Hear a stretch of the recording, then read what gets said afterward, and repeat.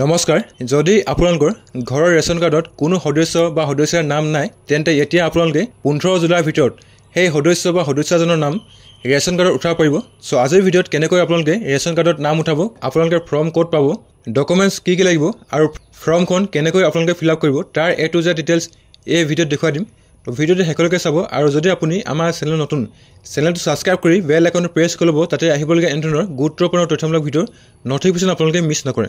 Ration কাৰ্ডত বাদ পৰি থকা সদস্যাৰ নাম উঠাবৰ কাৰণে আপোনালোকে এই ফৰ্ম C লগতে আৰু কেইখনমান ডকুমেণ্টছ জমা কৰিব লাগিব। সো আপোনালোকে ভিডিঅ'টো শেষলৈকে চাব।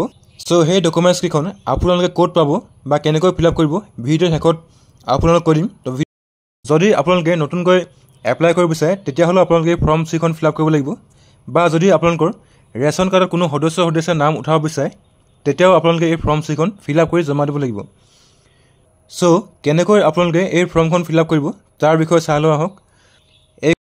যদি আপোনালোকৰ ৰেচন কাৰ্ড আছে আৰু আপোনালোকে ঘৰৰ সদস্যাৰ নাম উঠাব বিচাৰে তেন্তে প্ৰথমতে কাৰ্ড টাইপত যদি আপোনালোকৰ ৰেচন কাৰ্ড BPL হয় তেন্তে BPL লিখিব, যদি APL হয় তেন্তে APL, বা যদি আপোনালোকৰ AAY হয় তেন্তে AAY লিখিব।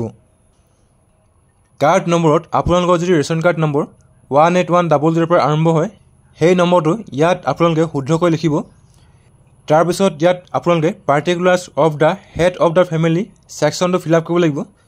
নেম অফ হেড অফ ফেমিলিত আপোনালোকৰ ৰেচন কাৰ্ডখন যাৰ নামত আছে তেওঁৰ নামটো ইয়াত আপোনালোকে ভালকৈ ভৰাব।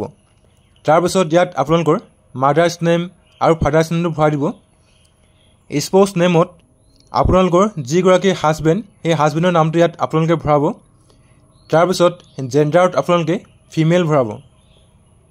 ডেট অফ বাৰ্থত আপোনালোকে ডে, মন্থ আৰু ইয়াৰত আধাৰ কাৰ্ডৰ পৰা চাই আপোনালোকে ভালকৈ ভৰাব। বৰ্তমান আপোনালোকৰ যিমান এইজ হ'লগৈ ইয়াত আপোনালোকে লিখি দিব। নেশ্যনেলিটি ইণ্ডিয়ান লিখিব। যদি আপোনালোকৰ লেণ্ডলাইন ফোন আছে তেন্তে ইয়াত আপোনালোকৰ লেণ্ডলাইন ফোন নম্বৰ লিখিব পাৰে। তাৰপিছত ইয়াত আপোনালোকৰ SMS-ৰ কাৰণে আপোনালোকে এটা এক্টিভ মোবাইল নম্বৰ ভালকৈ ভৰাই দিব। তাৰপিছত আপোনালোকৰ বেংক একাউণ্ট নম্বৰ ইয়াত শুদ্ধকৈ ভৰাব। বেংক নেম এণ্ড ব্ৰাঞ্চত আপোনালোকৰ যদি SBI একাউণ্ট আছে তেন্তে ইয়াত আপোনালোকে SBI লিখি যিটো ব্ৰাঞ্চত আপোনালোকৰ একাউণ্ট আছে সেই ব্ৰাঞ্চটো ব্ৰেকেটৰ ভিতৰত আপোনালোকে লিখি দিব। জব কাৰ্ড নম্বৰত যদি আপোনালোকৰ জব কাৰ্ড নম্বৰ আছে তেন্তে ইয়াত ভৰাব, যদি আপোনালোকৰ জব কাৰ্ড নম্বৰ নাই তেন্তে ইয়াত আপোনালোকে ব্লেংক ভৰাব। BPL চিৰিয়েল নম্বৰত যদি আপোনালোকৰ ৰেচন কাৰ্ডখন BPL হয় তেন্তে ইয়াত আপোনালোকৰ BPLৰ চিৰিয়েল নম্বৰটো ভৰাব লাগিব। যদি আপোনালোকৰ BPL নহয় তেন্তে ইয়াত আপোনালোকে নট এপ্লিকেবল NA বুলি ভৰাই দিব পাৰে।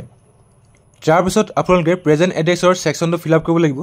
চ' ষ্টেটত আপোনালোকে আছাম লিখিব। ছাব ডিভিজনত আপোনালোকৰ যিটো ছাব ডিভিজন ইয়াত আপোনালোকে ভৰাব। ৰুৰেল আৰ্বান ফ্লেগত যদি আপোনালোকে গাঁৱত বসবাস কৰে তেন্তে ইয়াত আপোনালোকে ৰুৰেল ভৰাব, যদি টাউনত থাকে তেন্তে আৰ্বান ভৰাব।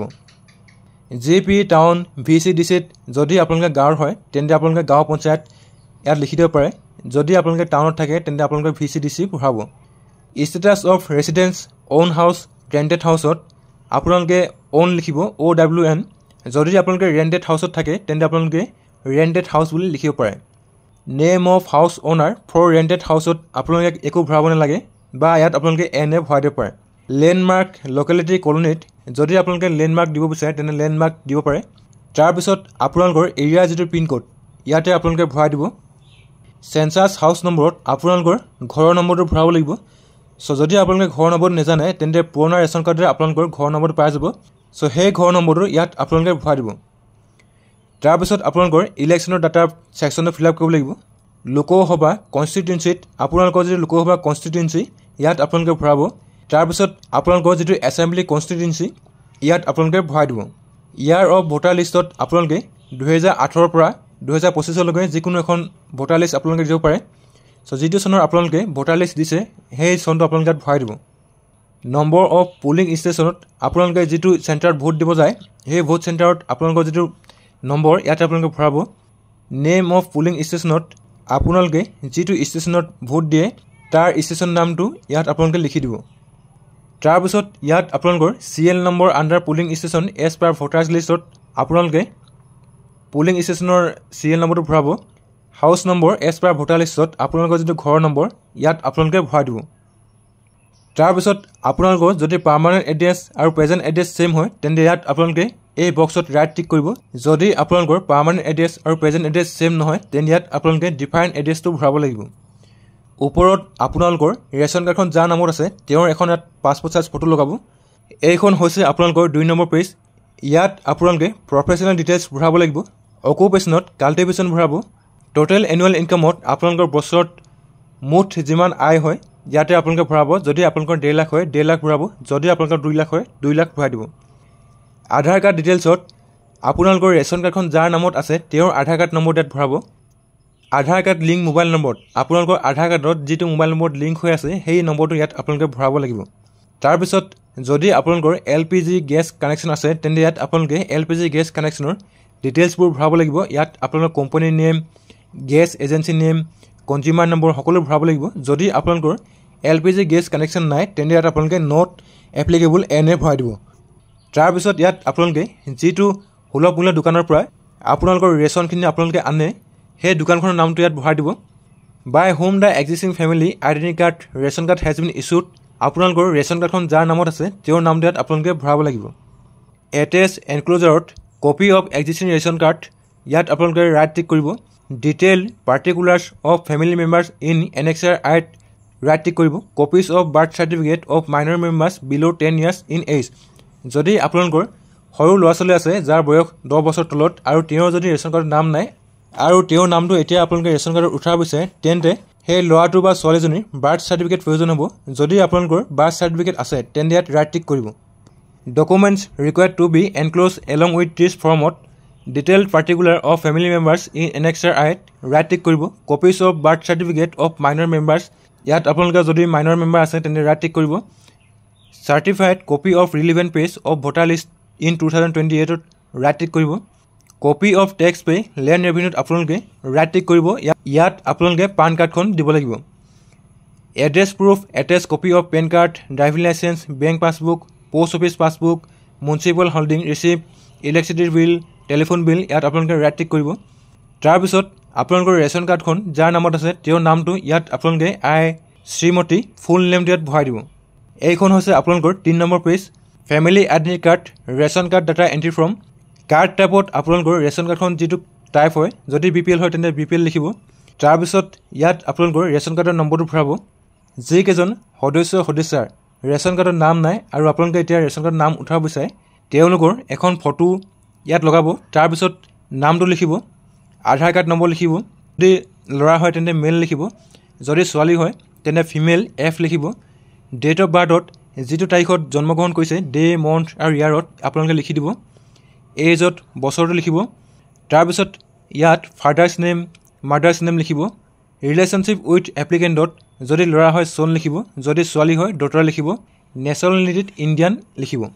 চ' এনেকৈ আপোনালোকে যদি আপোনালোকৰ 3জন মেম্বাৰ ৰেচন কাৰ্ডৰ নাম বাদ পৰি আছে তেন্তে 3জন মেম্বাৰ নাম লিখিব, ফটো লগাব আৰু গোটেই ডিটেইলছবোৰ ইয়াত ভালকৈ লিখিব।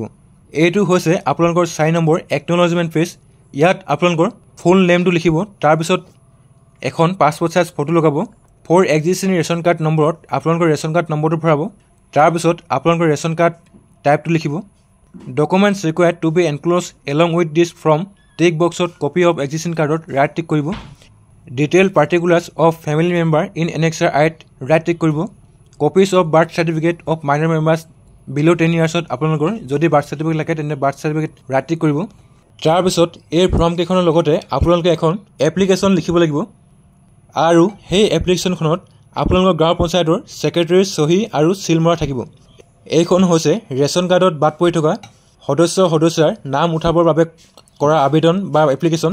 চ' এনেকৈ আপোনালোকে এপ্লিকেশ্যন এখন লিখিব আৰু তলত আপোনালোকৰ ৰেচন কাৰ্ড নম্বৰটো লিখি যিকেইজন সদস্যাৰ নাম বাদ পৰি আছে সেই সদস্যকেইজনৰ নামটো লিখিব লাগিব আৰু ইয়াত আপোনালোকৰ গাঁও পঞ্চায়তৰ ছেক্ৰেটেৰী ছিগনেচাৰ আৰু চিল মৰা থাকিব।